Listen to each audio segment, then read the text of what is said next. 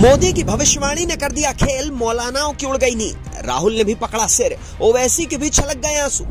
देश भर में मच गया हल्ला, अब मोदी शाह चलाएंगे संसद में बल्ला। योगी भी पहुंच गए दिल्ली, तैयार हो गई पूरी भाजपा ब्रिगेड। फिर से संसद में दहाड़ेंगे मोदी, कांग्रेस की खोलेंगे सारी पोल पट्टी। शाह ने निकाल ली सबकी फाइल, अब होगा सबका हिसाब। 2018 में हुई मोदी की भविष्यवाणी ने देश भर में हलचल मचा दी है। शाह भी अब पूरी तरह से तैयार हो गए। संसद में मोदी का ऐसा अवतार दिखेगा जिसे देख कांग्रेसियों और मौलानाओं के मुंह भी सिल जाएंगे। विपक्ष मोदी को घेरने के लिए चाहे जितने मर्जी पैंतरे आजमा ले, लेकिन वो हमेशा फेल होता आया है। और इस बार भी मोदी के संसद जाने से पहले कांग्रेस के 2 दिग्गज नेताओं पर शाह ने शिकंजा कसवा दिया है। योगी भी अब दिल्ली पहुंच गए, जिसके बाद से दिल्ली में भी हलचल मच गई। जो मौलाना काले जादू के जरिए पब्लिक को बहलाते फुसलाते थे, वो भी अब मोदी की भविष्यवाणी देख आज सिर पकड़कर रोने को मजबूर है। मोदी ने तंत्र विद्या करने वाले मौलानाओं को ऐसा झटका दे दिया है, जिसके बाद से ओवैसी भी घबराए घूम रहे हैं। ओवैसी के हलक के नीचे से तो अब पानी भी नहीं उतर रहा। ये सुनकर हैरान ना होइए, ये बात 100 आने सच।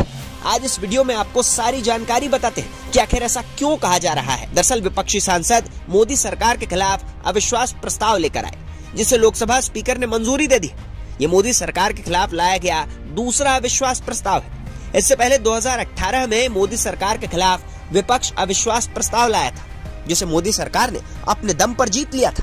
और तभी एक बात कांग्रेस को सुनाई थी, जो फिर से चर्चा में। दरअसल उस दौरान मोदी ने अविश्वास प्रस्ताव पर हुई जीत पर कहा था, मैंने आपको ये शुभकामनाएं दी थी, वो शुभकामनाएं आज फिर से देना चाहता हूँ कि आप इतनी तैयारी करो कि 2023 में फिर से आपको अविश्वास प्रस्ताव लाने का मौका मिले।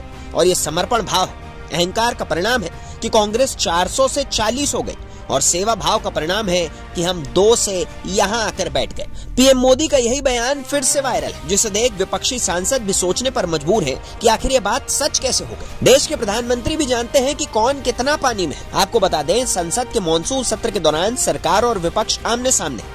मणिपुर मामले को लेकर लोकसभा और राज्यसभा में हंगामा हो रहा है। इसी को लेकर विपक्ष ने संसद में अविश्वास प्रस्ताव दिया ताकि मोदी जी संसद में आकर बयान दें। इसी बीच शाह और मोदी ने संसद में जवाब देने के लिए पूरी रणनीति बना ली।